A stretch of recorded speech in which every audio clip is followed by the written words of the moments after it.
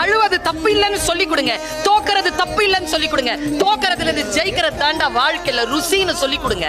வாழ்க்கையை சந்திக்க குழந்தைகளுக்கு நாம் சொல்லி தர வேண்டும். எங்க அம்மா என்ன எப்படி வளர்த்துச்சு தெரியுமா? எதிர்ப்ப சொல்லால தெரிவிக்கவே கூடாது. யார் நம்மளை எதிர்க்கிறாங்களோ அவங்க முன்னால உயர்ந்து காட்டிடணும். இதனால என்ன குணம் வளர்ந்துச்சு தெரியுமா? குறிப்பிடாதுன்னு சொல்லிட்டே இருப்பாங்க என் கெமிஸ்ட்ரி டீச்சர். ஒரே பதில் தான், அது ரிட்டையர் ஆகிறதுக்குள்ள அந்த ஸ்கூலுக்கு சீஃப் கெஸ்டா போயிட்டு வந்துட்டேன். அவ்வளவுதாங்க பதில். பிள்ளைகளை அப்படி வளர்த்து விடுங்க, வைராக்கியமா வளர்த்து விடுங்க. இது தடுமாறுச்சுன்னா இது தடுமாறு.